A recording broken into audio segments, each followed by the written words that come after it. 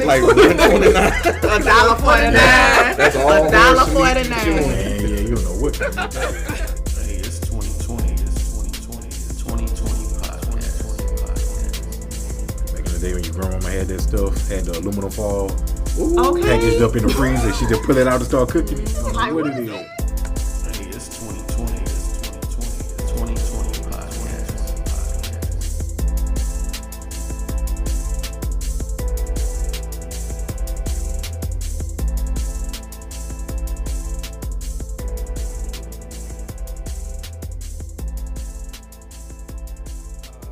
California bar shooting. So sad. The kid was, and I say kid because I think he was like 28. The gentleman, Ian Long, I think his name was, ex-Marine. They said he suffered from PTSD. He had just had the. They always suffer from PTSD when they look like him. Good point. Yeah, when he's a little lighter than usual, than your typical African American, they tend to have excuses. But anyway, he went there with a .45 caliber weapon, which typically held 10 bullets, 11 if you count one in the chamber. But he went there with an extended mag and just went to work. It's horrible. Now, before I get to the point of me bringing up this topic, I want to say that my heart goes out to the families of the victims. Yes, indeed. I could never imagine losing a family member in such senseless fashion. You go somewhere to have fun, and California, man, like that's like the kick it state. You know, like people, you don't. I mean, you think of shootings and stuff happening. I don't immediately think of California. Not saying anything about any other shooting or anything, but California, like people seem to be. I don't know. I guess I just don't expect it there. But mentally ill people are everywhere. They are. But that's why it's so easy to attach this to our fair-skinned individuals. Mm-hmm. Of Caucasus descent. See what I did there? I can do He's this so too. petty. I can do this too now. But witty nonetheless. I can tiptoe around this shit too now. But yeah, I think they said he even killed the sheriff as well. Yes.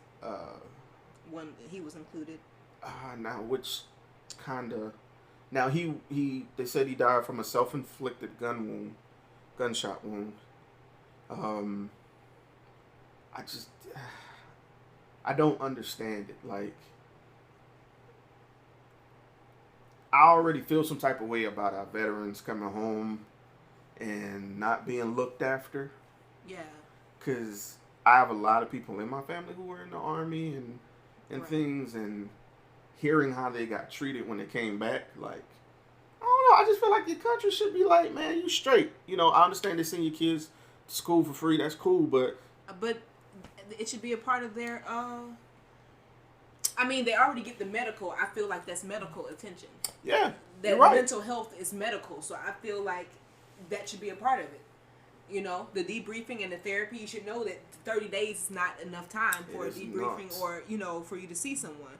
And it also says that he only did one tour in Afghanistan, and this is after his tour. So he had just came back. Wow. I just. And he was a Marine at that. Mm-hmm. I feel like that's important.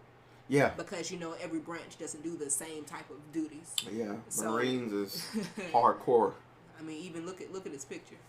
Oh yeah, yeah. Like that picture, you could tell and he was an instructor at one point as well. So the discipline is there.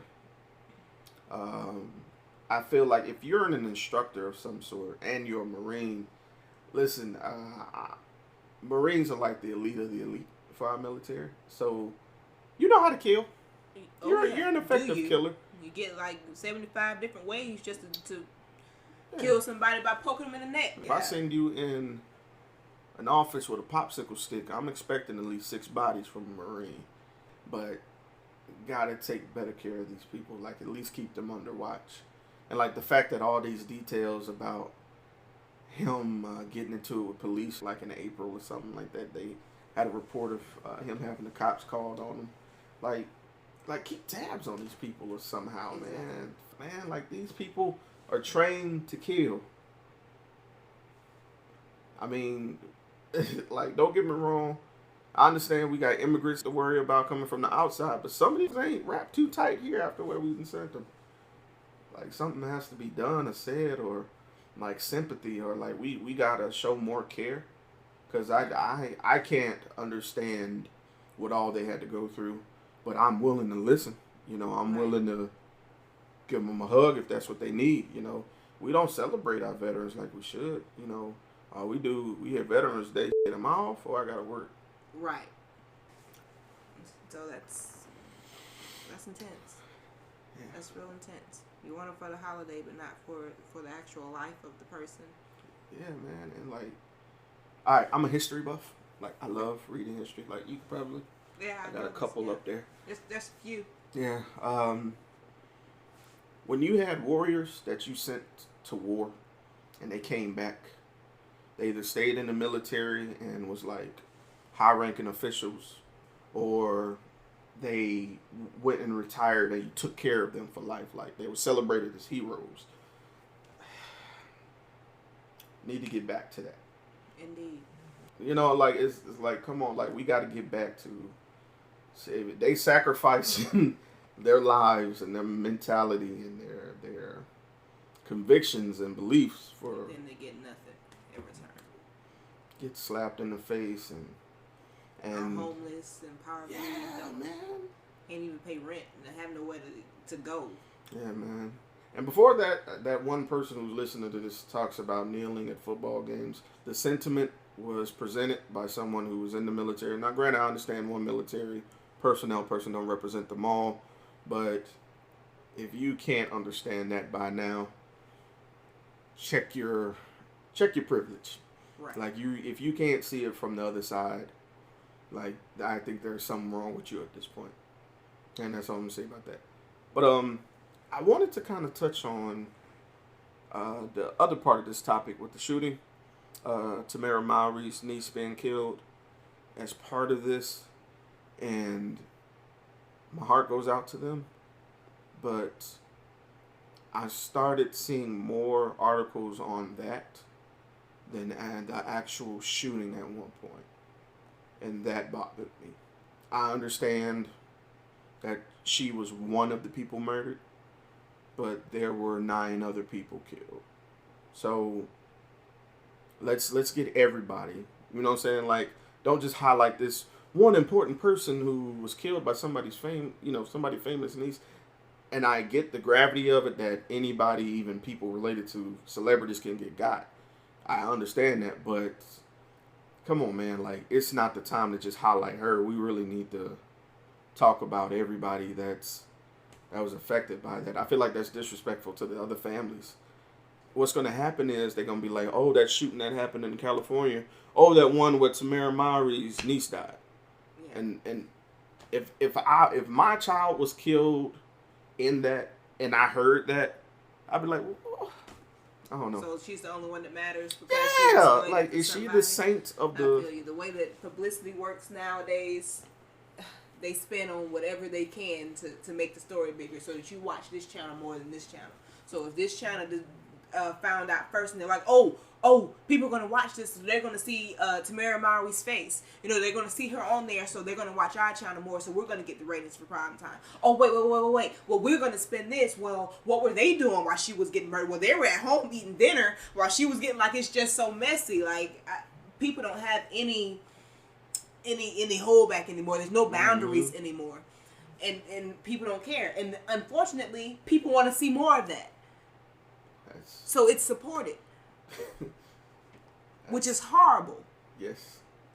But it's not horrible until it happens to you, huh? And that's when you wake up. And then it's too late. It's like, before I talk about something, I really have to sit back and, like, review it in myself and try to look at it from every angle. Right. And no matter what angle I look at it, I'm like, you just can't see where it's right. Yeah, it's like, There were 9 other people killed, man. Like 11. It's 12 people. Oh, it was 12 total. Mm-hmm. So 11 more, like. But yeah, I have nieces and everything, and I think about them a lot and all these school shootings. I'm like, if my nieces were killed, God forbid, right, at whatever high school they go to. I'm not gonna say it on it, but and then I hear that little Boosie nephew was killed in the shooting, right? And they'd be like, I don't know. I just don't diminish other people's memory. And then on top of that, they didn't even use her name for real. They used Tamara such and such's niece. Like, not even, and then it's her niece by marriage. It's her husband's, niece. Yeah. Like, so it's just messy all the way around. It sounds like they using her face for the young lady's face. Like, it's just so bad. It's so horrible. You know what? And you're absolutely right. On the article, it was a picture of Tamara Mowry and her husband. Because you see them and you're like, oh, what happened? Oh, who is it? Oh, the knee. Oh, his knee. Oh, Oh my goodness. Ain't that something? Like, why?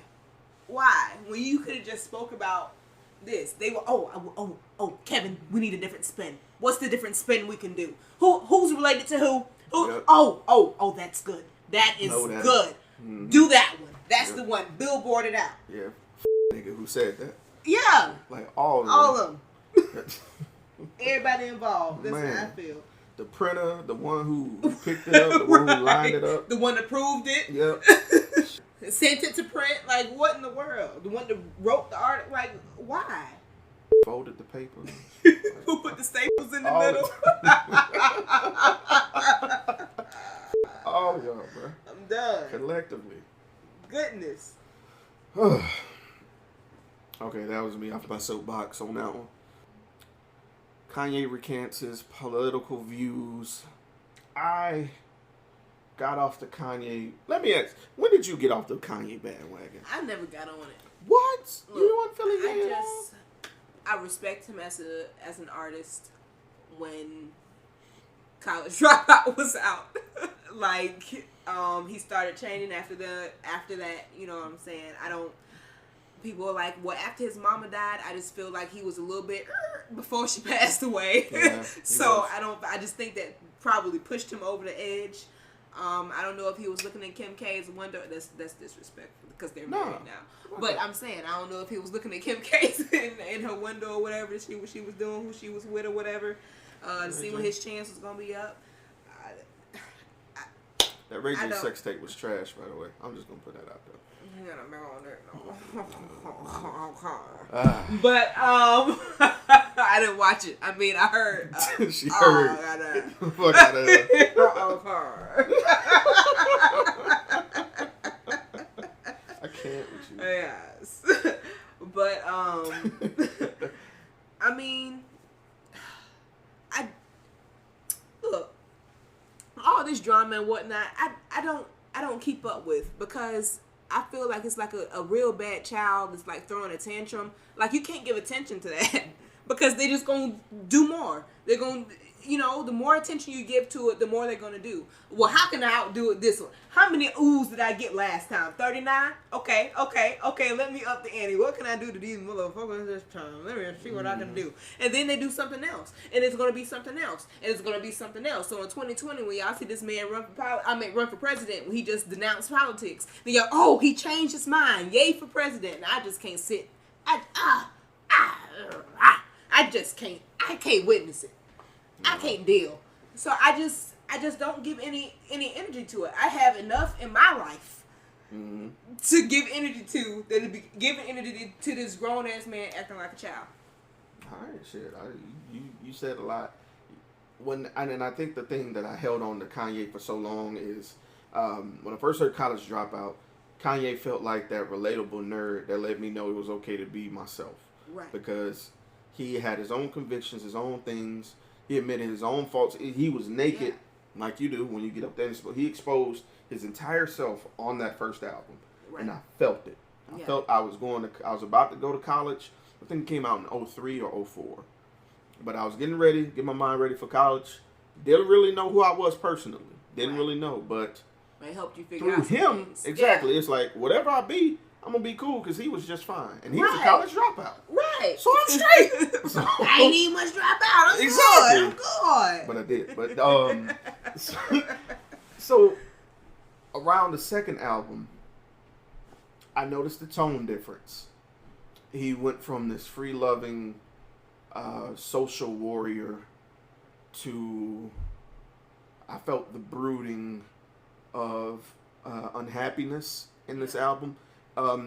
Notice, okay, and I'm sorry if I'm a music buff, so stop me at any time. You good.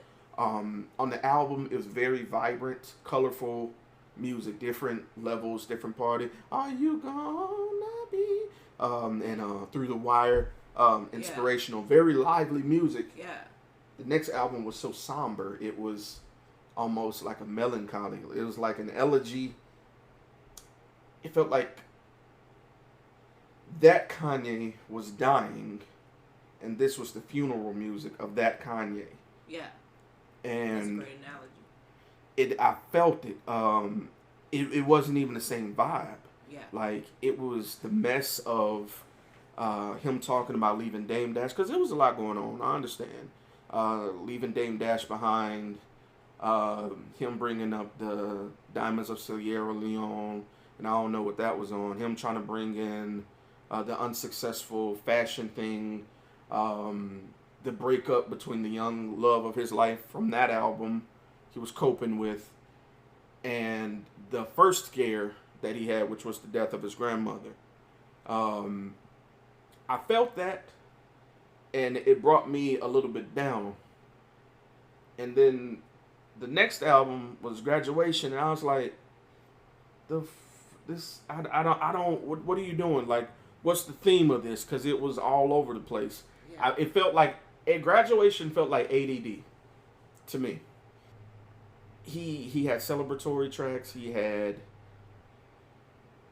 him addressing wealth, but nothing was soulfully pertinent. Nothing had like that good go home feel. Like, all of this was hollow.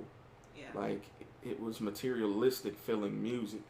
And after Graduation, I was like, either Kanye's changing or I'm growing up and he's really coming out and showing himself. And after that, I was like, okay, I was in an era of loving Lupe Fiasco, Black Star. I was really into Talib Kweli's stuff. I was going back in time, and it was so much good music happening. And Big Crit was starting to, ooh, I love some like, Crit. up. Ooh, man, that poet, yes, that king right. remembered in time. That boy got some shit for you, man. And like, I went from hearing that soulful shit from him to hearing the soulful shit from the next generation. I was like, well, and we hear this all the time, and it's the perfect reference from The Dark Knight. You either die as a hero, or you live long enough to see yourself become the villain. Right. And that's what happened. And I also feel like, in general, with artists, when they're trying to stay mainstream, they lose themselves a lot. Because there's quite a few artists that are not the same. Drake, he's not the same artist that he started out. When Drake first came out, he was poetic. Oh my! You know what I'm saying? He was. It was. You know, and people go, "Oh, that's all that nigga." No. He's poetic. Yeah, I'm gonna. That's what it is. That's how he was explained. He was very clever.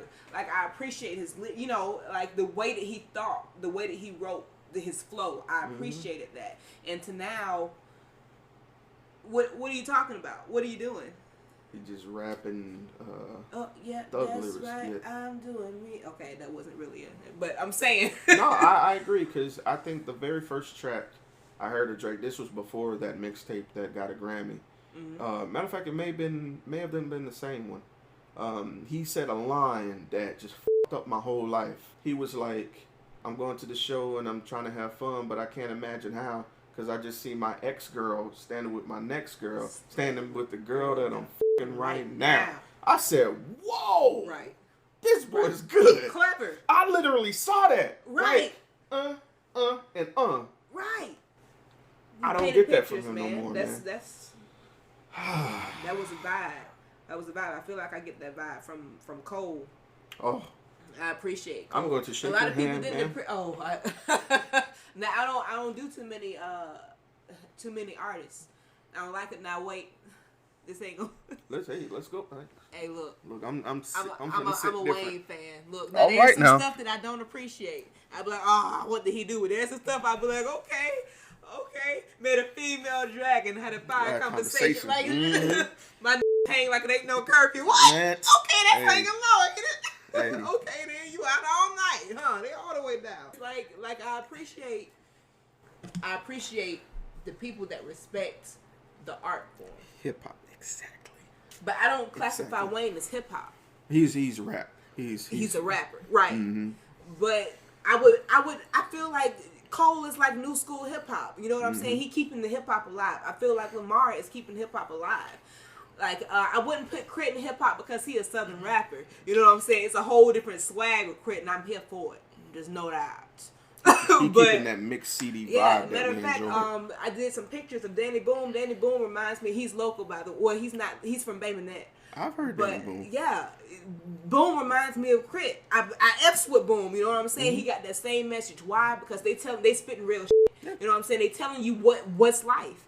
This is life. They're telling you how to go through it, how they went through it, what went wrong, what's going right, what they want out of it. You know, they may get one, talk about some hoes or whatever. They come back to the, you know, hoes. Hey, that whole track gonna knock too. That's still true, right? But that's for y'all. You know what I'm saying? Everything else is for us, as people that are actually listening to what they're saying, the message that they're giving out. You know what I'm saying? That not only feel good, they sound good, they help you. You know what I'm saying? Because they used to say that rap. Yeah. Bruh, that track "Dreaming" by Crit, it's still. Yes. I think my grandma pulled some strings on the low, but that between her and the Lord, I'll never know. And then the way that he can just jump all over the beat.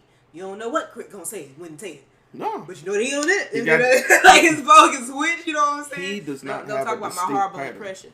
But no, you're right. He could all over the beat. Okay, I don't want to spit like this no more. I want to spit like that. I don't want to spit like this no more. I want to spit like that. And he can do it all over the beat. I appreciate people like that. You know what I'm saying? So with the people that I've said, hip hop was never introduced to me like that. So hip hop ain't never been my broad.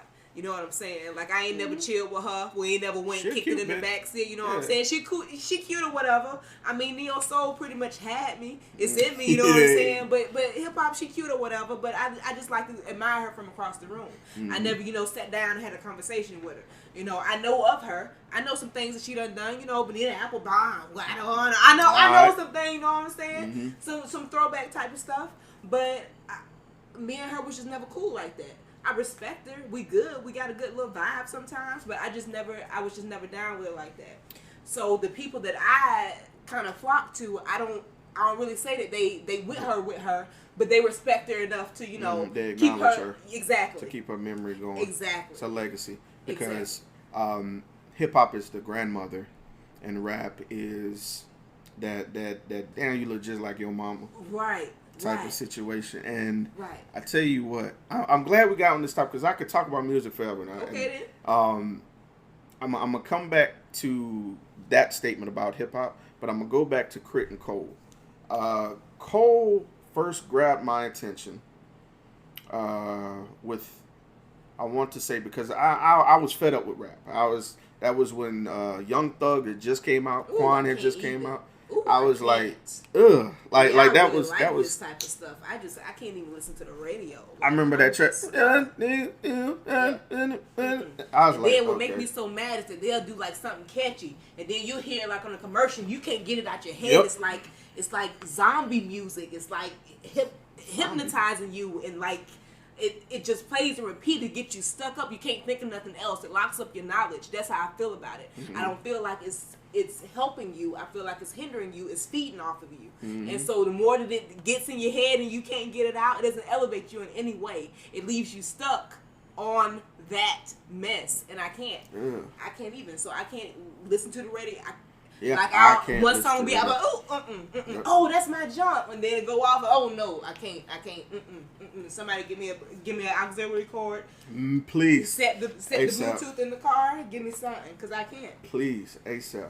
But Cole got me. I think Cole's first track was actually my best friend Wyatt put me on it. Cause I was like, I was just fed up with rap. I was like, look, if it ain't Nas, Jay, some Ross, Weezy, See, I and respect Wale. Nas, but I was never really a Nas person. I'm gonna come back to that. I respect him though. Let me come back to that. I respect him. Because he's I was part never of that. really a Jay-Z person. I'm gonna come back to that. But, That's part of my hip hop. Okay, then go ahead. So I'm gonna come back to that. But I should have brought Marcus here because this is jump right. Please here. do. Matter of fact, he put me on Crit. He put me on a lot Please of cold. do. Please. He put me. Yeah, we'll do. You see that the chair? only thing is the baby. I don't think y'all want to hear Sweet Pea running up and through here. Guy. She got something to say. She want to talk about hip hop too. Hey, let's go, baby shark, dude. Right. Hey, oh my. Look, it's real. Hold on, that R&B version though. I know they wild, bruh. That is my. I don't care what anybody say.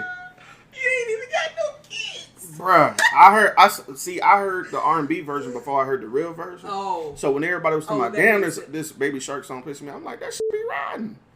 And then I heard the do. I was like, oh. We got the little old phone and it connects to the Wi-Fi, so she can look at her YouTube videos.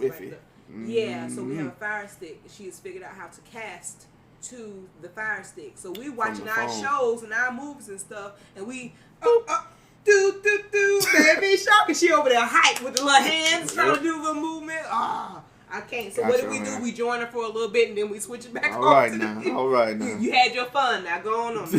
Go on. Elmo in the room. Go on now. Yeah, man. So you was talking about Crit and Cole. Okay. So this is how I'm gonna join it together. Heard Wale. I was like, damn, that the Lotus Flower Bomb. He kind of bores me sometimes. He just be doing too much. But there's a couple of them that got me, and I'd be like, oh, that man clever. Okay, I love a clever rap. Like that's if you want to go for lyric, let me hear some clever lyric. That get me. He got me at Lotus Flower Bomb. I literally sat down and listened to it.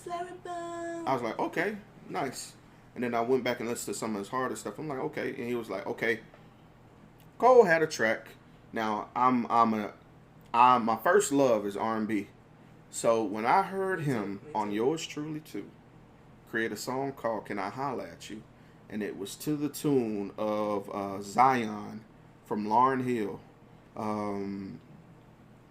I was like, you know what song I'm talking about from the Miseducation of Lauryn Hill? I know the Zion song. I don't know the song that you're referring to. He made a track called Can I Holla at You? Same exact beat. He jokingly said, please don't sue me, because I ain't got no money. But he made a song about, and of course, the theme of the song is Can I Holla at You? Can I holla at you in terms of a female? And can I holla at you in terms of the man who broke his mom's heart? And he was like, I feel like we won't be right until we at least throw hands, so can I holla at you?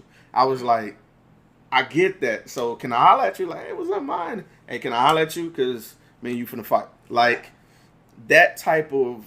Double entendre. I guess so. And then he had a track called Let Nas Down. Oh, you gonna love the staccatos. Have you been to one of our shows? I have not. Oh, you gonna love the staccato set for tomorrow. If you like things like that. I do. Like we say something like, we say a word, you say it back. We say a word, you say it back again. And then we say the punchline, you got to get the punchline. Something simple like blueprint. Blueprint. Smurf forensics. Right. So stuff like that. So yeah, I ain't gonna do the more risque ones, but yeah. We have to practice. You have to introduce me to that because that's kind of cool. Firecracker. Well, Bill, we're gonna have to let you go. That's fucked up. That's fucked up. Damn, now I seem racist.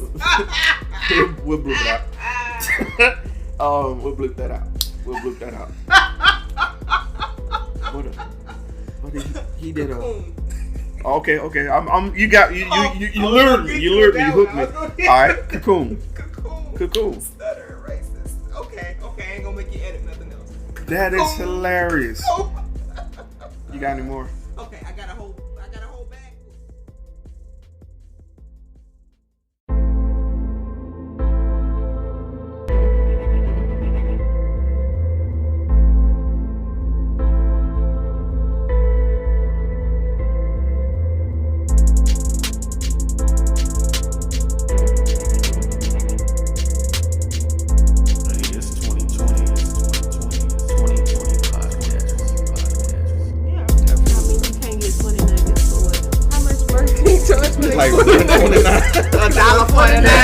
That's all $1.49. Man, yeah, you know what? Hey, it's 2020. It's 2020. Back in the day when your grandmama had that stuff, had the aluminum foil Okay. packaged up in the freezer, she just pull it out and start cooking. Like, What what it is? Nope. Hey, it's 2020. Let me warn you about that chair. It's too Bruh. still. Bruh. What? Bruh. I haven't sat in that It chair. feel like polar bears just came and hugged me. That is a Cozy. celebratory chair. Cozy. I only get in that chair if I absolutely have nothing to do, and I'm celebrating that. Okay. Cause that thing reclines, and Yeah, watch I your phone. noticed that. You'll lose it. I'm trying to tell you. Oh, yeah. Look, Our couch is like it went out. you got a section of Look, when I want to come up, I check that couch about every 2 weeks. I know it's about $20 an hour. That's how it be. Man, Black and Mild money back in my day. Wood tip, regular. Oh, they got a it's called sweets, and it's less harsh than the regular. I don't smoke Black and Milds though. We understand you. Did you hear me? No, I'm playing. Gotcha. But yeah, I don't. Natural. Well, my thing was I came across blacks in college because man, we had the ultimate hustle. So this is us making money on the low. This was our little next tier above drug dealing. So college, you're in the dorm, right? And kids in college smoke weed a lot. Right. So we said, niggas don't always have cars to go to the corner store.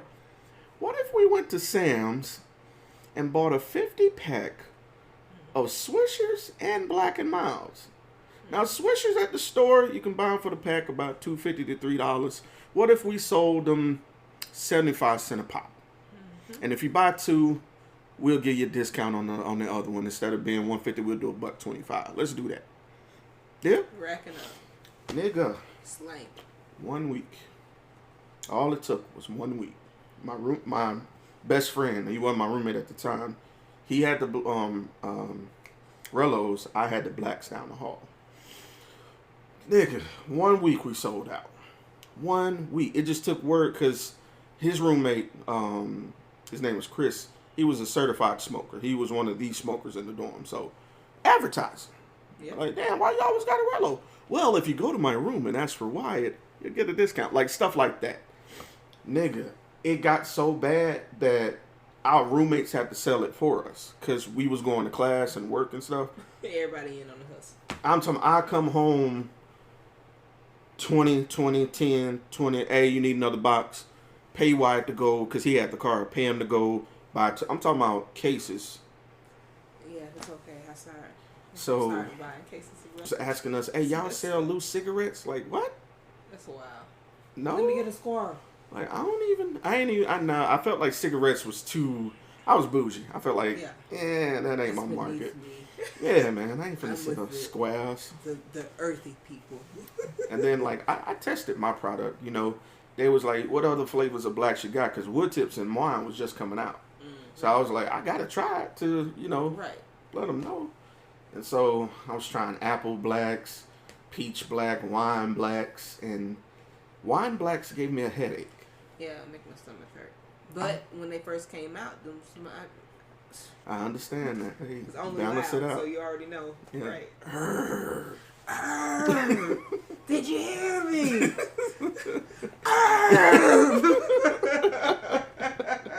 Oh, wow. Oh, man. Man. So what was your week like, kid? It was all right. You know, it was mama-rific. You know, all of my weeks are usually mama-rific. That's dope. And then there's some editing thrown in there, or some practices, or some writing thrown in there too. So that's how that goes. Same here. I've worked all week. I really didn't want to. I'm getting burnt out at my job. Yeah, it'd be like that. And I talked to a guy today, and he owns his own business. And just talking to him, I know he was like, "Look, man, I'm 62. I make a phone call and make deals. That's what I do."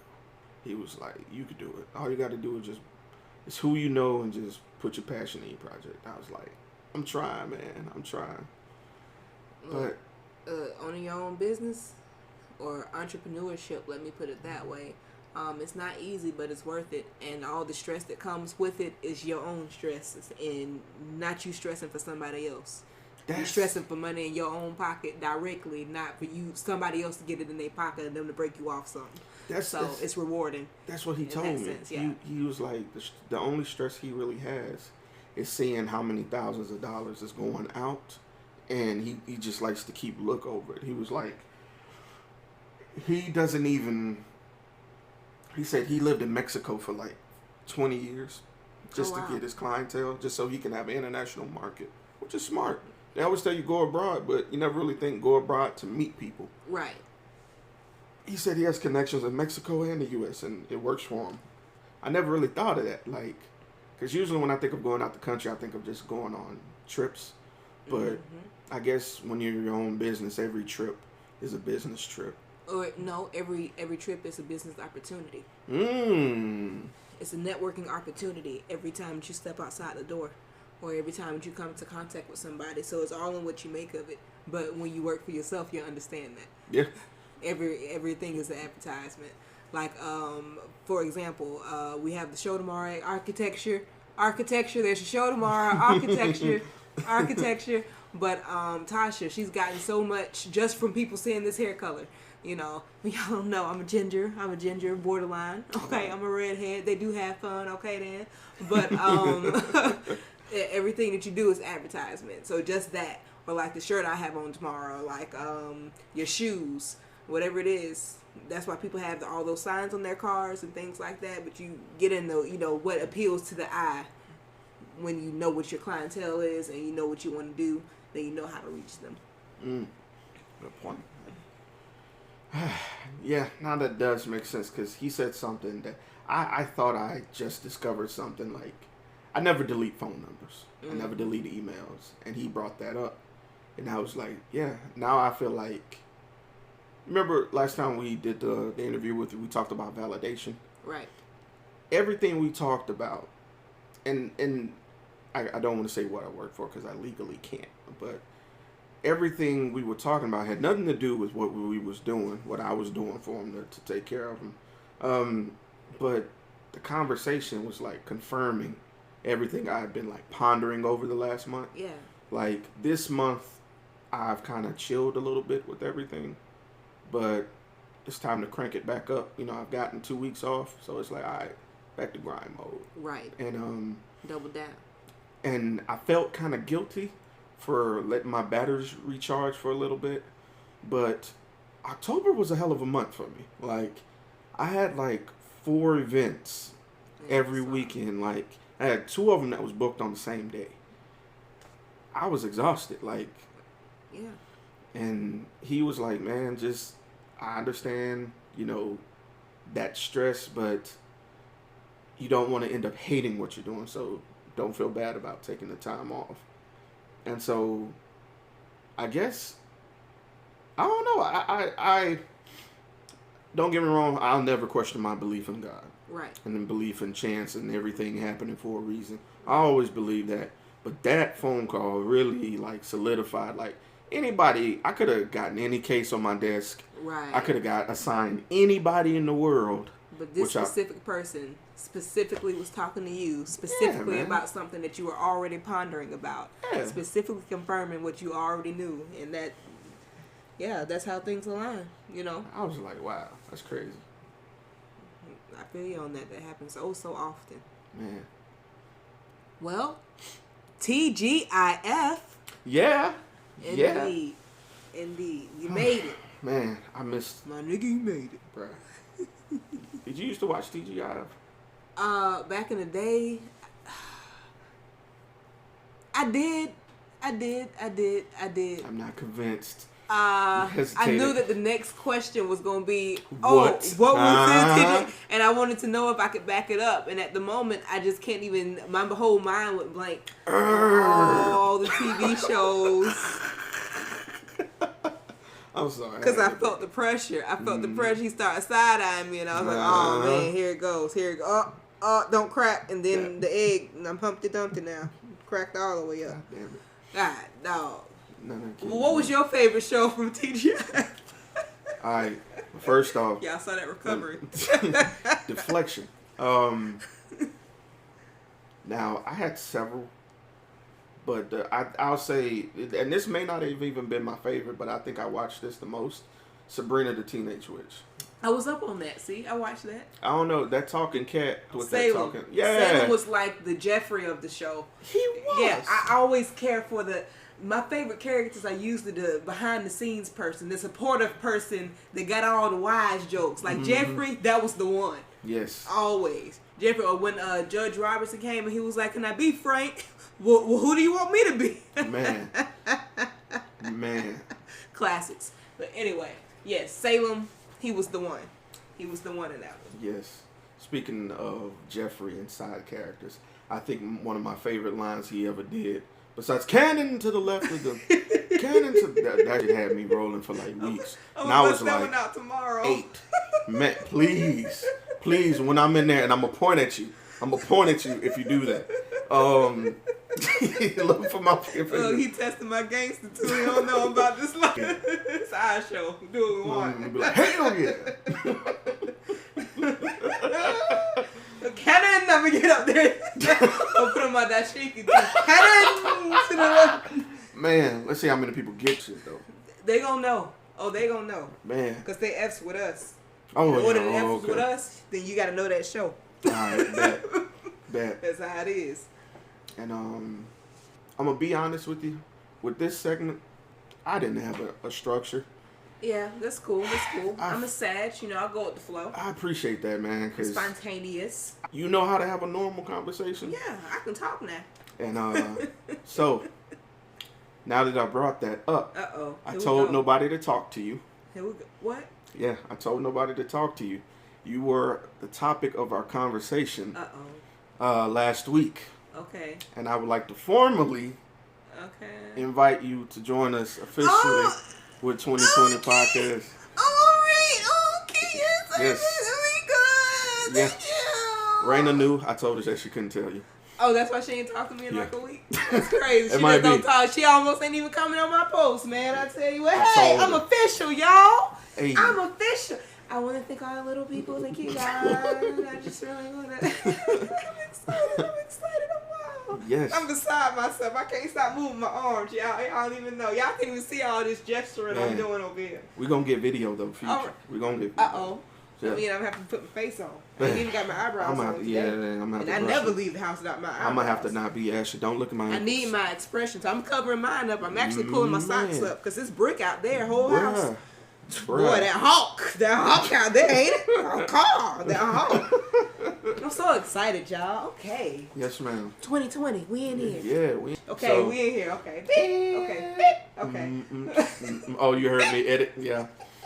I listened to your interview, and that's what took me so long to get it up. I'm a perfectionist, and I would listen to your interview in its entirety a million times. One, to see if there's anything I missed to make it sound better. Yeah. Two, because I want to feel how the listener is going to feel when they listen to it. Yeah.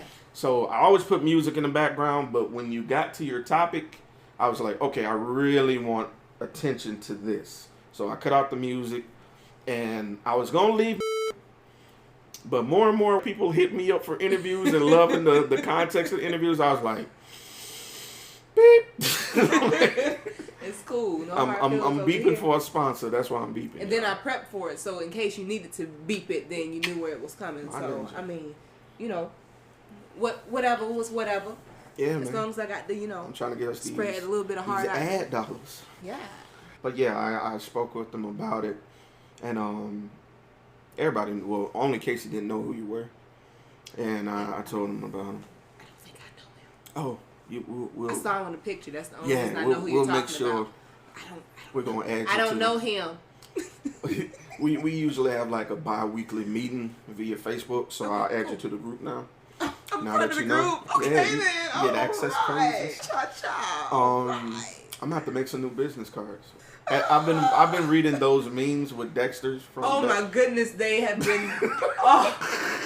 I'm living for them. What Every is your time I'm in a favorite group one? called Funny Bones, with some, You need to add some me to funny that. individuals. Please add me to that. But a whole bunch of black on black rhyme families in there or whatever, a whole bunch of us poets or whatever, and we just drop memes and little things in there, and I done dropped like 2. I know they're like, this the only thing she think funny, because I ain't dropped nothing except for those, because they are cracking my sides, you hear me?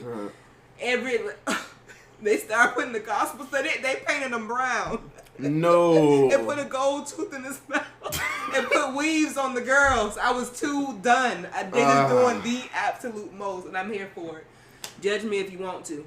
And then that was my era of cartoons. You know what I'm saying? Cartoon Network. Oh, now yeah. that I can remember. 90s era, yeah, that was our age. So Dexter's Laboratory, that's the. And then it's just like when they did Arthur. Mm-hmm. That was my era of cartoons. First, hold on, I gotta say the ears and the headset. Yes. Yes, the headset. They were like, I hear you, and they got the they got the ears and the headset on the cheeks. Bruh. And they were like, yeah, I hear you. Yeah, wow. How the hell we catch that as kids though? Like we watched that. But no, I caught it as a kid. You did? I Yes. did not. I was always like, why they got the headset down there and his ears up there? Like, I would pay attention to stuff like that because I was weird. I used to, like, read the dictionary at thesaurus and stuff. So, look, words with friends, people, I play. Don't add me if you ain't ready to take this with. I play. Who's you? Look. I've been looking, you know. I know words. I'm a 17-time. Words is. I'm a 17-time Scrabble champion. You sat down somewhere. Yes, sure. No. Say it. It's okay. I No, read fuck that. I'm up for the challenge, man. Play me. I know Merriam-Webster, Play me right ma'am. here. That's fine. Let's go. You don't want this work, man. Hey, I I need it. You don't want this work. Let me explain why. Let me tell you, you should hear me talking. Marcus been sitting there. I be like, look, ooh, I'm about to get him. Ooh, he don't even know it's coming. Bam! 150 points. Look. Do I mean, you I'm about ever to sit get. back Baby, look. and wait triple for letter, triple word, triple letter, triple line. I got them all.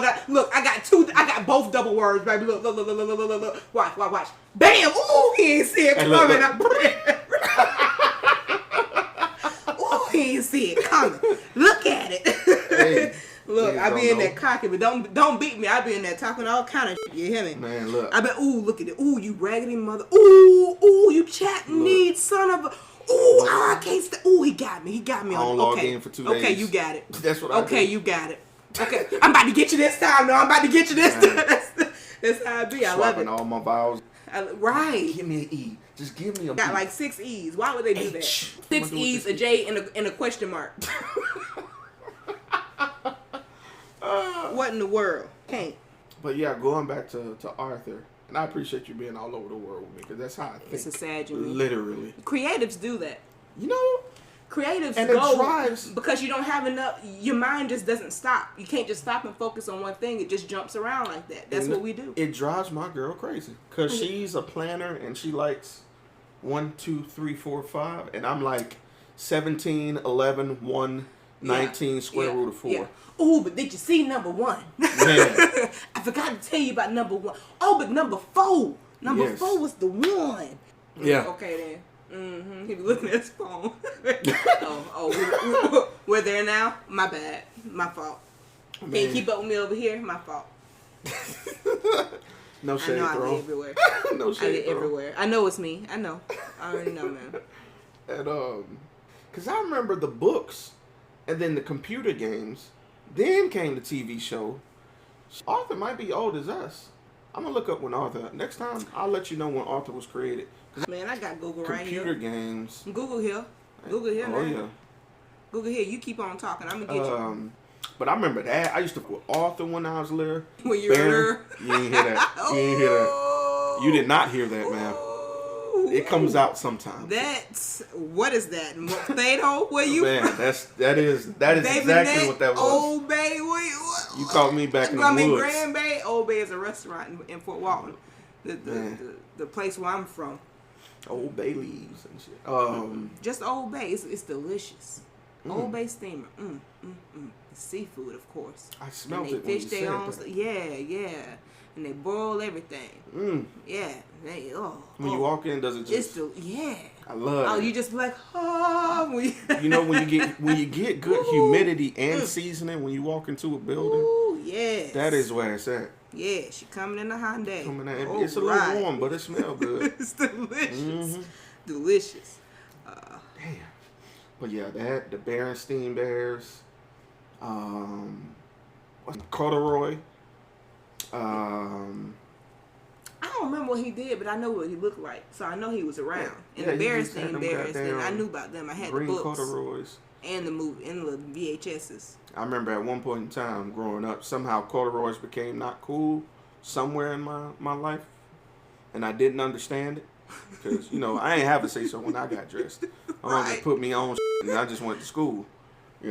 Look at these man, these red pants on. Oh goddamn, smooth striped green pants. Where you going? And they say grown folks can jank, kids can jank in elementary. It ain't even gotta make sense. They used but kids are honest.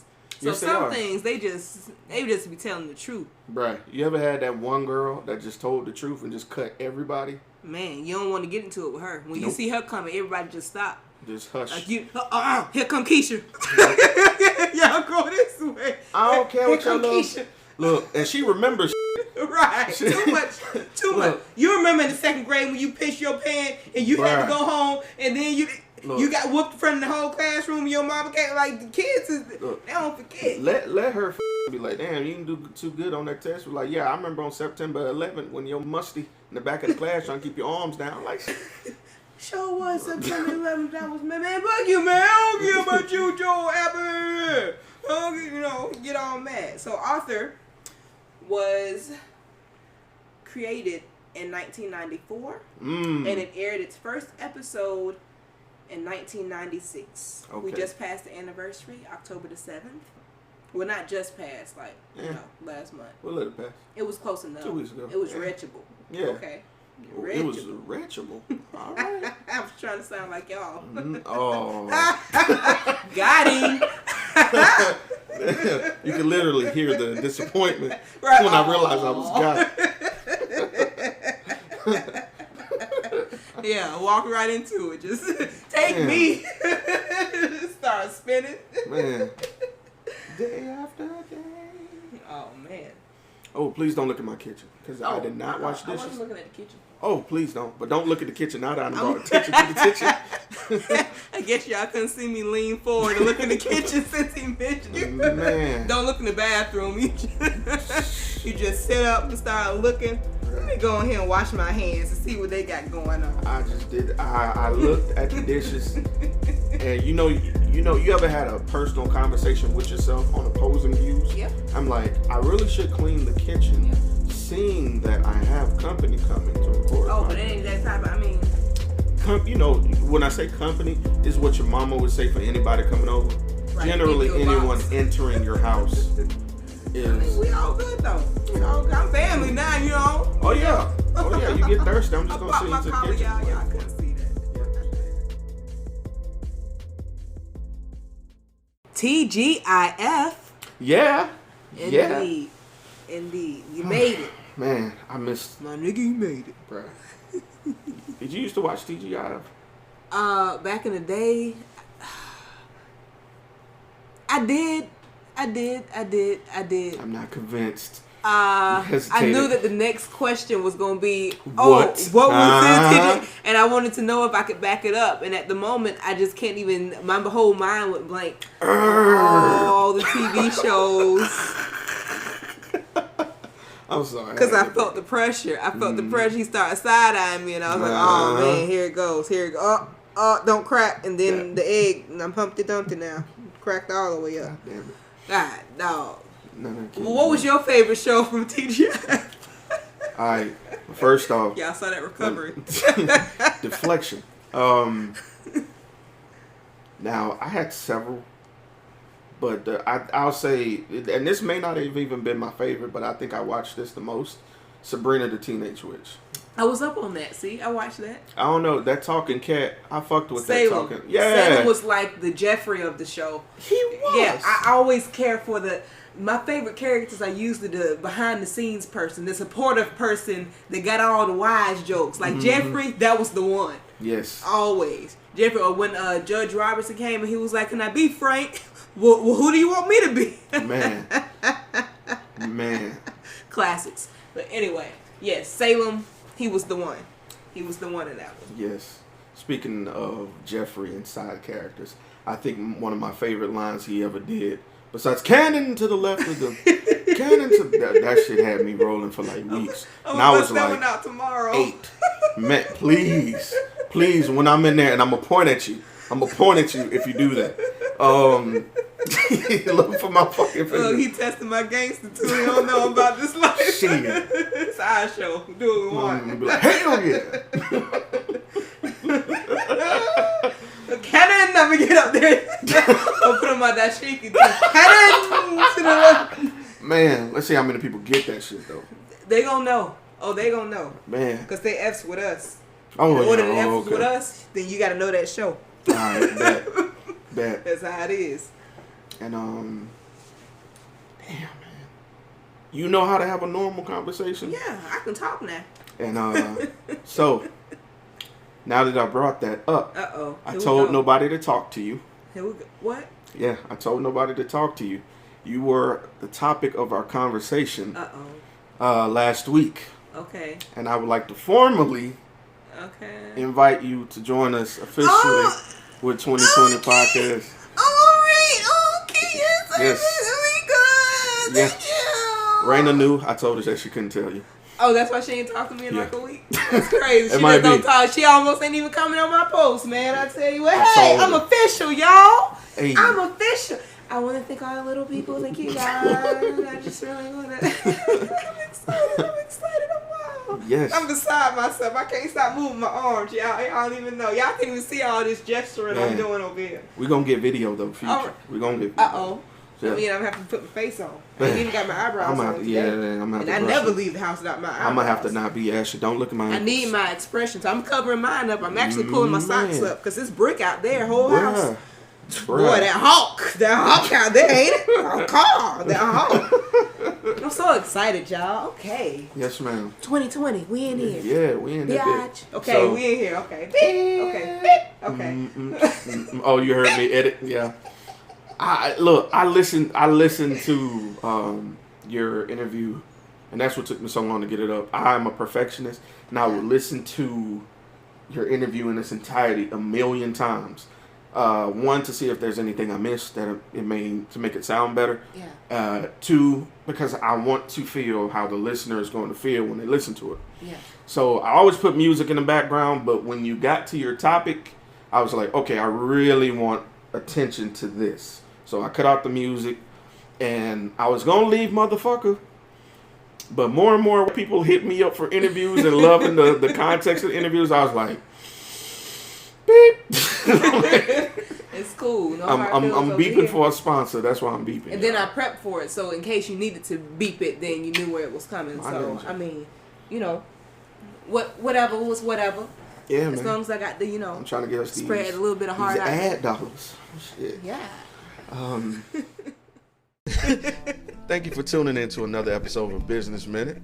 I'm your host, Sirr, and today I'm joined with a special guest, Miss KMarie. How are you? I'm well. How are you? I'm doing great. Thank you Awesome. Thank you for joining me today on a little bit of short notice, but you here. I really appreciate it. So, KMarie, you wear a couple of hats. I do, just a few. So if you don't mind, to the listeners, could you tell us what you do? I am a photographer of KMarie Photography. I am also a spoken word artist, poet for y'all, old school folks. With Black on Black Rhyme, Step to the Mic, that's Mobile's chapter, mic check. And technically I'm also an It Works ambassador, but I'm on a little hiatus. But if you need raps, I always got them. All right. Yeah, those are the ones I claim at the moment. So I wanted to ask specifically in both, in poetry and in photography, how long have you been active? So for photography, I've been active since 2007. I was young, looking for a job. I happened to come across like Indeed, I want to say, and Sirr's Portrait was hiring. So I was like, I need to try this. You know, I know I'm not certified in this, but let me just try. And when I went in, you're supposed to be able to shoot 5 stars, and I was shooting 4. So the manager was like, look, you need to stay here. This is what you're meant to do. So ever since that point, you know, I knew it was already in me. I stayed there for about 4 years. They certified me or whatever and taught me what I needed to know, but they had so many rules and I felt like I was so boxed in. There was no room for advancement or promotion, and I felt like I was giving so much of me to them that I can be giving that much of me to me. Exactly. So that's when I went ahead and invested in myself and got my first camera. I don't even want to think about how those sessions looked, but now I'm a much better person, so that's good. For poetry, I've been writing all my life. I wrote like my first little nursery rhyme in 1st grade, a short story in 4th grade. My teacher published it in a little paper or whatever. I wrote a novel in 5th grade, and then I got to Florida, Fort Walton Beach, Panhandle, whoop whoop 850. Okay then, but I got to Florida, and the teacher told me that I couldn't write. What? Now, mind you, I was in Birmingham before I got to Florida, so you know I was around my own kind. Okay. My ancestry is in Birmingham, so I was around my people. So then I got to 6th grade and they told me, oh, you can't write. They have this Florida Rights test that you have to pass in order to graduate as a high school senior. Well, in middle school it's called the Florida Kitty, and so they want you to prepare you for going and taking that test, which before I graduated middle school, you had to take to get out of 8th grade to go to high school as well. Wow. Which was that the Florida Rights and the FCAT, which is the standardized test. So we were doing mock writing topics, and then she told me I couldn't write. Now I felt like I was somebody, you know, this young. I got published, and then my mama was trying to get my little novel published or whatever. Unfortunately, when we in the move, all of that stuff got dismissed, so I don't even have any of that. But the experience was worth it. But she was trying to get me published, and then this woman, I won't say her name, but I'll never forget it, told me that I could not write. So that kind of propelled me forward to prove her wrong. So I kept writing. I was trying to write novels and whatnot, and then my brother was into rap or whatever, and he needed me to write female parts for the rap. So I was like, okay, I can do this. All right, I can write a couple of these. That's cool. Does that sound cool? All right, I'm in there.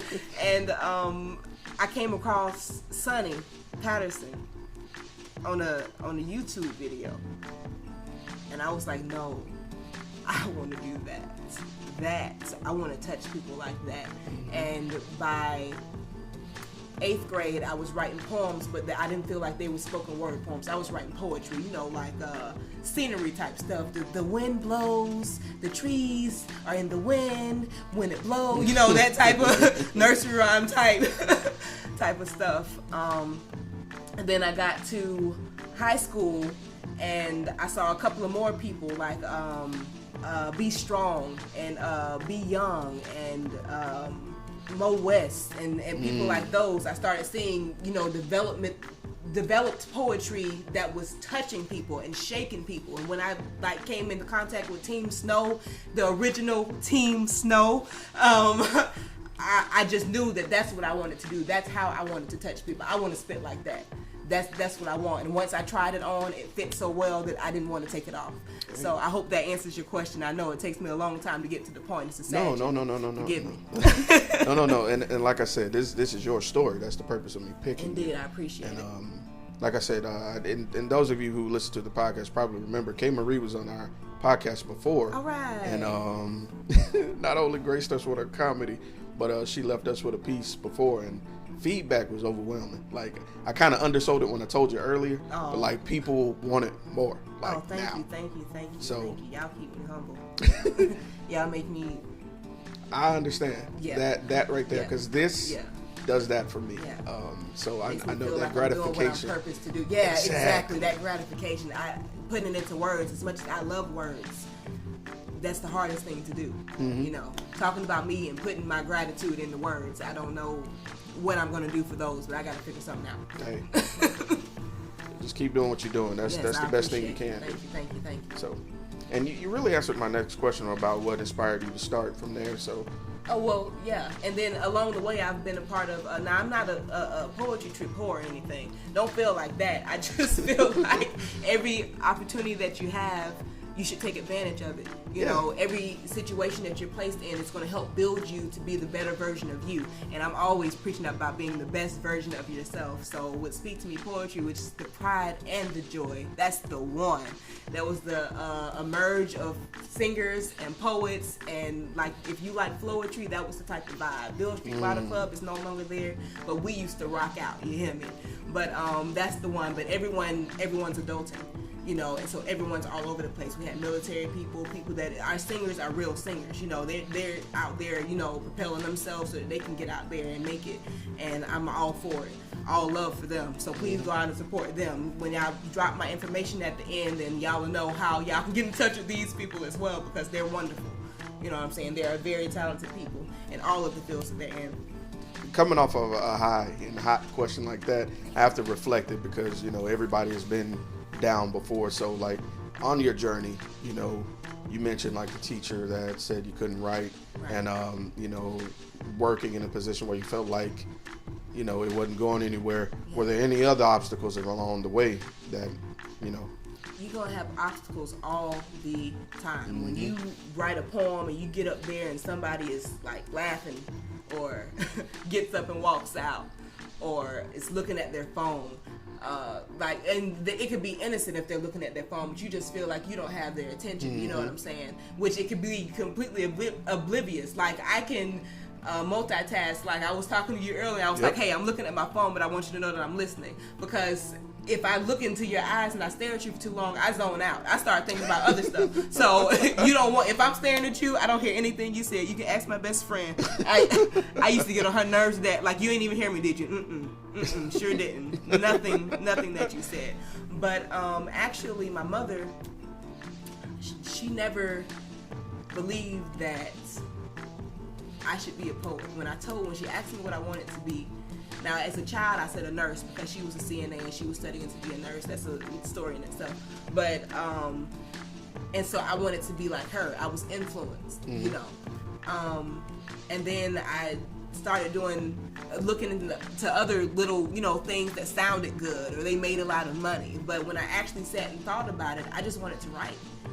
And I told her that, and she was like, you should probably do something more realistic. You should probably do something that's, you know, that's worth something. I don't think that's not good enough for you to do. You know what I'm saying? So I was like, that's tough. So this was after the English teacher, you know, when I actually came to terms with what I wanted to do. I was like 19 at this point. And this is when I was really looking at those spoken word videos that I was saying before, so that I could see what it was that fit so well for me. And that's when I started merging into that, and around the time that I hit my first open mic prior to Speak to Me Poetry. That Speak to Me Poetry was a result of the open mic that I hit in the long run. So that, like I said earlier, everything, you know, that you do is going to help you become a better version of you. So had I not stepped out on that limb after the person that was so important to me told me that what I wanted to do wasn't realistic enough, you know what I'm saying, I would have still been struggling to go to work on Monday, or so happy for Friday because the work week has been so draining to me. I wouldn't be doing anything that I love to do now. So that's the obstacle in itself. Now my mother, she's fine with it. She understood after she saw me do what I do. She understood why I was doing what I was doing. And so that was rewarding. Yeah. And that obstacle in that sense. I completely understand that. And when you walk into my house, I don't know if you noticed, there's a sign that says do what you love or do what you dream, or something like to that effect. And that was given to me by my mom. Yeah. And I totally understand wanting the people you care about most to really approve, be a vehicle behind of what you're doing. Like, support you, gratification, man. That's what it's about. It is. And honestly, and I started this podcast thing just this past February. And it's growing faster than I can imagine. And I completely understand. I give it to her. I'm like, you the one who told me to do it, because I told it to her first. Like, Yeah. well, I want to do a podcast. She was like, well, do it. Yeah. And she was like, why haven't you started? I was like, I don't know. No excuse. So, Right. none. No excuse. So I completely understand. And when it does make you a little proud when I put an episode out and I see that she liked it or reposted somewhere, Right. you know, because I'm making her proud as Right. well and doing what I like. So That's how I feel. I respect that. I respect With that. poetry and seeing my work. Like when Yeah. people put my work as their profile pic, all right. I see that KM in that photography, I go, all right, that's me. I took that. All right. Or I see someone share it or put the hearts on there or comment, that's beautiful. KMarie, I love your work. I mean, I don't need the hype, you know what I'm saying? It's just the fact that you took the time out to do those little things, let me know that I'm Exactly. doing what I'm supposed to be doing. That's what keeps you going, you know? That's what propels you to keep on going. I wholeheartedly agree. All right. So let me ask, in the years you've been doing both, Okay. wearing both hats, which experience would you find to be the most memorable? Now, I wouldn't be mad if you have to take a moment to think about that. All right, then. Because that's a few years now. I know. I feel old now. You're welcome.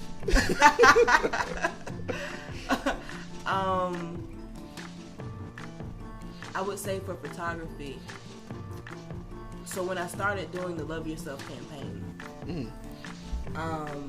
people that don't know me or know the person that I started shooting for it just feel like we take nude pictures, or I take pictures, which I take all pictures, by the way, let me clarify that, but I also do the Love Yourself campaigns, which involve you having no inhibitions.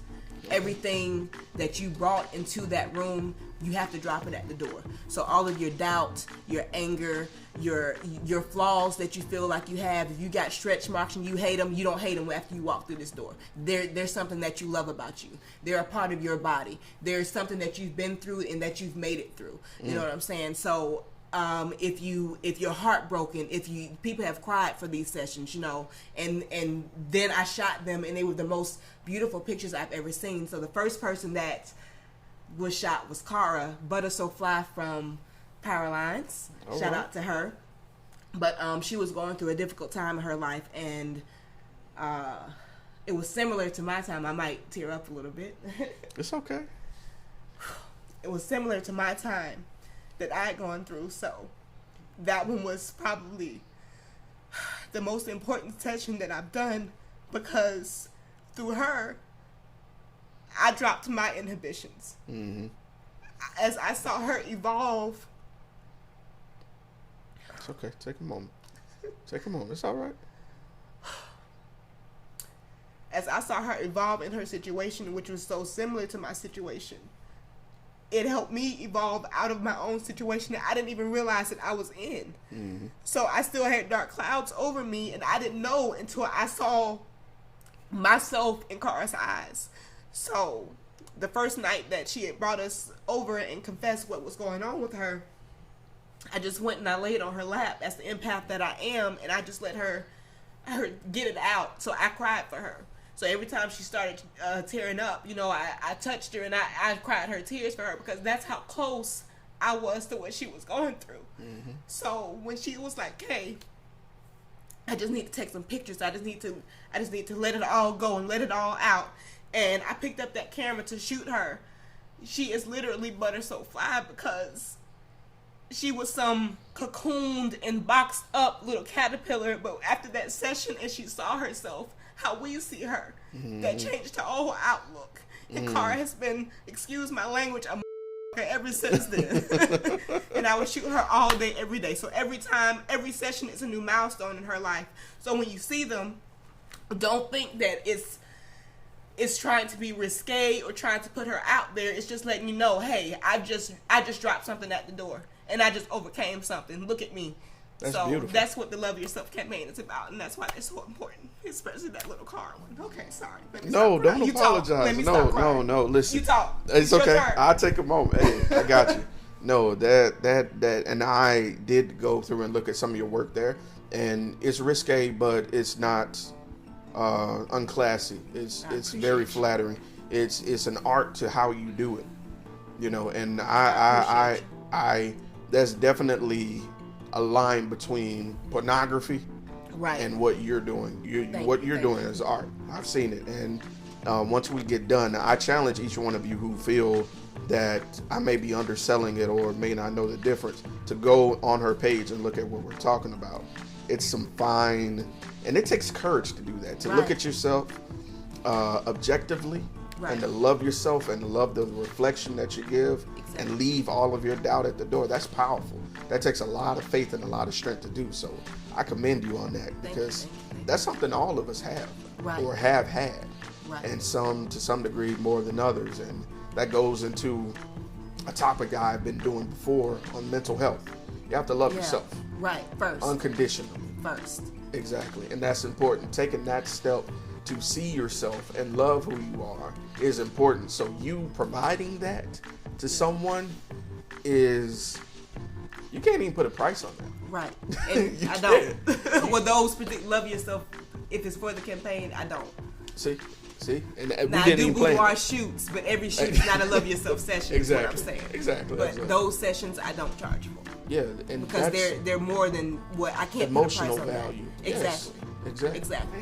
How do I put a price on giving you your life back? Yeah. Or changing your life, or giving propelling you forward, like then you see yourself in a whole different light. Like, unless you go about your life like you intended. You know, I was listening to someone else on a podcast, and I guess the catchphrase right now, because of the popular song, is "living my best life." Right. And people are singing it, but not really getting what he's saying. I'm not worried about anything else. I'm doing me. To have the courage to do you. Right. Regardless. That's the key word. Regardless. It's very tough to do nowadays, because we're in an age of looking like everybody else, doing what everybody else do, and social media. It's very. I feel like it's more powerful now than it was a few years back. You know, now that the power of social media connects everybody to stand out amidst all the hatred and the naysayers and the trolls and stuff, and say, "This is me. I love me." Right. I have a poem that I'm working on that basically starts out saying, "I used to try to sound like other people." And that's all I'm gonna say, because like I said, I'm working on it. But I'll drop the next show date, and maybe it'll be complete, and y'all can come hear the poem. But I just tried so hard to sound like this person because they were getting snaps. To sound like this person because somebody was like, ooh, you know, we like to hear that up there. You know, it's like intercourse. You like to know if you're doing what you're supposed to be doing. Hey. So if you're doing something right, you know, we enjoy that. But I found that there was a definite difference in it sounding like somebody else and actually doing what you're meant to do. Because if they were meant to be 5,000 Mo West or 10,000 KMaries, then that's what he would have created. There's a reason why he created each artist the way that he created them. We need a smorgasbord. We don't need a whole bunch of the same people, right? Sure. So that's my little tidbit. I try to drop gems if I got them. Hey, no, you're definitely doing that. So be you, the best version of you, and live your best life. Hey, that's the key there. All right. Now, shifting gears to more of and when I asked you to do this, I said adulting topic, and what I meant by that was time. So, how do you manage to balance work and your personal life? Because honestly, at the moment, all of it's just my work and my personal life are one. They're not even separate. Like, I am a stay-at-home mom on top of being the photographer and the spoken word. So where I find time, there's 24 hours in a day. And a lot of us spend that time sleeping, pun intended. Stay woke. But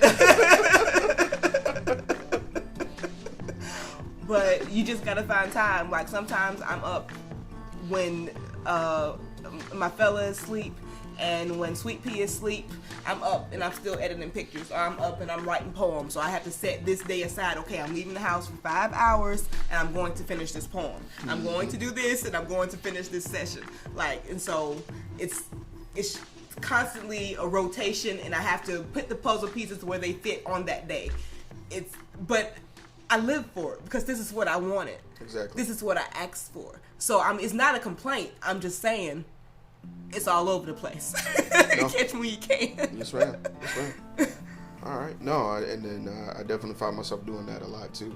A lot of times I'll wake up like 4 o'clock in the morning. Right. I was like, let me go put out this episode. That way in the morning, Right. people can wake up and see this. Exactly. And then react to it. So I definitely respect that. Time management is Right. huge. But I'm always open to suggestions and an admin to run the page. That's what took you so long Right, to reply. right. No, I'm kidding. I'm going to stop throwing shade. All right. So I'm going to skip one question because you really answered that one earlier for me. So I'm going to move on to the long-term question. Okay. All right. So where do you or where would you like to see yourself in 1 year, 3 years, and in 10 years? In 1 year for poetry, I would like to touch at least 10 different states and grace a stage somewhere and change some lives. Go there, get naked, and change some lives in at least 10 different states. For photography, I would like to be able to shoot in each state that I touch the mic in. I feel like you can never stop learning, so I'm always reading up and seeing how I can get better. So I just want to be the super version of what I am now in a year. In 3 years, I gotta be super duper whooper. Is whooper a word? I think I just made it, but it's fine. I'll take it. But I don't want to have an actual studio because I'm a traveling photographer. And my poetry, I feel like can go. I'm a creative as a whole, so I want to be being creative. So I also can make jewelry. I also can make body butters and scrubs. And I know, don't look at me like that, man. There was a point in time where I made candles. Like, I don't have time at the moment. But in 3 years, I want to have time for all of that. I want to have time to use every creative outlet that I have. And then in 10 years, I want to have mastered them all. And I want to bring people wherever I go. I want to bring somebody up with me. Like I met a young lady at Minding My Black Business, which was at Architecture. If you've seen my hair, you know that it was to my bra strap, and I cut my hair and I colored it. But the person that did that is the owner of Architecture. Her name is Tasha. Hit her up. But at the Minding My Black Business with Tasha at Architecture, I met quite a few. It was only for women and it was only for black women. So I met quite a few people that are also in the business of bringing people up with them. I met a young lady that's a photographer aspiring, and she saw my work and she's like, no, I want to work with UK. And that was not only humbling, but it's what I'm put here to do. Like, why would you, there's enough room for all of us. So why would you make it to the top and not take anybody to the top with you? True. So that what happens to your legacy after you've made it? And not only will my daughter get it, but I want to instill it in, there's too many of us for us not to be instilling things in each other. Ooh. So with like that young lady, I can't wait to work with her. There's a young man that he's been a second shooter on my weddings. I can't wait to work with him again. He's 18 years old. His sister is 16. She's a makeup artist. She's doing hair. She's doing music. Like you gotta invest in our youth because this is the generation that's gonna run the world. So I always feel like bringing people with you, that's the way to go. And so wherever I can do it, in me being a creative, however I can do it, I'm there. So in 10 years, that's why I want to be, mastering it and helping somebody else master it as well. You better bring them along. All right. Investing in youth, investing in the youth, excuse me, is probably the best investment you can make ever. If you want to leave your mark, like you said. Right. Because your legacy lives forever after you, especially when you pass it on, because they'll do the same because someone did it for you. Exactly. So passes it on. Exactly. You got to plant the seed in them so that we have beautiful growth. There you go. Trees everywhere. Right. All right. So that brings me to my last question of the interview. And it's probably my most impactful and therefore my favorite. And I always dedicate it to everybody that's listening to the interview. So what words would you have for someone who's just starting out on their own? And, before you take that leap of faith, you're always nervous. You don't know if you should do it or not. Before they go all in for themselves, what words of encouragement would you have for them? If you don't believe in you, how can somebody else believe in you? When you said earlier, you gotta love yourself first. I firmly believe that. The Because if you love yourself, you're not going to conform. You're going to do exactly what it is that you want to do. You have to put you first sometimes. And when you put you first and you feel that nervousness, then you trust you enough to know that you can't give up and you can't quit because you got it. Because you know you, right? Right. Because if you love you, then you have to know you to love you. That's true. So that's the best gift that you can give to yourself. It's loving you so that you know that you're going to make it. There was a whole bunch of yous, but it's real. Hey, Hey, you said that. Yeah. You wow. You flattered me. But never give up. There's always a way. Obstacles are they show you the obstacle courses, right? And they show you that even though you have to climb this wall, it's possible. And even though you have to crawl under this, it's possible. Sometimes you don't have to crawl. Sometimes you can go around the outside, or you can jump over, you can hopscotch over it. Sometimes with the wall, there's a little hole underneath. You can crawl under. You don't even have to go all that high. There's another way. So always find the way around the obstacle to get to where you're going. Truth. So that's another little, I got little diamonds when I need them. Yeah, y'all can't see me cross my leg. I she feel did. like y'all She totally could. did. She did. But hopefully that helps somebody, and hopefully that pushes somebody forward. No, this is not one closed door, another one's gonna open. I know y'all hear that all the time, but no, really. It's true. When one door closes, another one's gonna open. That just means it's not your way. Yep. You have to find another way. So, Right. believing in you, loving you, that's gonna get you there. KMarie, hey, every time you touch the mic, man, you're blessing another person. Oh, so right. whether you realize it or not. So Hey, now, like I said before, everybody wanted to know how they could see you, hear you more. What's a great way they can get in contact with you? Okay, so on Facebook, it is Christina with a K. KMarie, KMarie, one word, no space, no hyphen, no period. Marie is my last name. That I got a poem about that too. I dropped my last name, so my name is actually Christina Marie. My photography page on Facebook is www.facebook.com/KMarie Photography Fan. The fan is important, FAN. Otherwise, you're going to go to Kristen Marie, and it's not me. So on Instagram, I am KMarie Poetess, of course. As usual, KMarie, no space, no hyphen. You don't even got to capitalize it. It's still gonna come to me. I'm not gonna put my phone number on the web, but Nah. y'all can reach me any of those other places. Do you need my email? poetkmarie@gmail.com. Hey, sounds good. Oh, and like the Black on Black Rhyme Step to the Mic check page, Black on Black Rhyme Mobile. And you can see the future shows. For instance, we have a show on November the 10th. The doors open at 7:30. It is a $10 cover, $7 for students. It is at Architecture. The C in architecture is an X, play on words. Isn't she clever? But it is on Azalea and Government. If y'all remember when Huggy Bear used to host the Purple Cafe, y'all remember, get your mind right, on Thursday nights. Well, it is on the side that faces Azalea. That place is no longer there. It's called Rice now, but y'all should know where it is. All right. Hey, and if you have any questions, I'm sure if you email her, go on her page, I'm sure, or she'll be able to get in touch with you. Make sure you get there. I will be there as well. Yeah. Full effect. Yeah, I'm in there. All right, swimwear. Yeah. So, definitely come out and support KMarie. Thank you again for joining us. I really appreciate you doing this interview for me. I've been wanting to get this one for a while. Yes. It's always a pleasure. Thank you. Yeah, that's it. We're gonna cut it.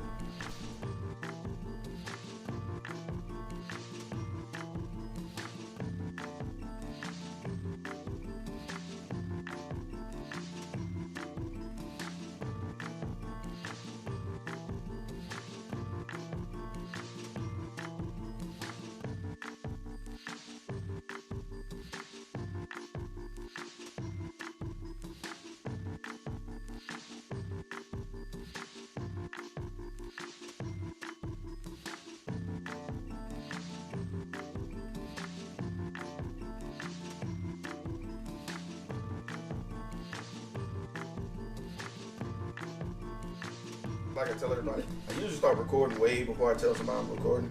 And then I just in the middle of the conversation, I so like you recording right now? Yeah, basically. Oh, okay. So I just wanted to get you. Well, that's good to know. Yeah, That's what's up. And Now I read through what you were trying to do. Yeah. So. You got to get the natural talk because I knew I was talking at that point. So you got to get me regularly talking. Yeah. It's like a sophomore. I used to do sound at the church. Favorite church song of all time? Go. What's that one that make you cry? Come with it. That make me cry. The one it that just make you depends cry. on what I'm going through at the time. Ooh. You know what I'm saying? Financial struggle. Go. I don't know. I like that. I thirst for you. Okay. You know the song. That's the one. Yeah. That's the one. When you down, when you up, when you sad. Dang. That's the one. I would have to say that one. For me, that dude, one. No matter what, Order My Steps is going to get me every single time. Yeah, but I only want it if it's sung. Yeah, I need that. I can only listen to it sometimes because I know I get emotional with it. Because every single time I could be playing basketball or something and I order my steps. I'm like, oh Lord, thank you Jesus. Let's just take a knee in the name of Jesus. Time out. Our Father which art in heaven. Yes. Man. Come with us now. Yes. You be there. To the throne of glory.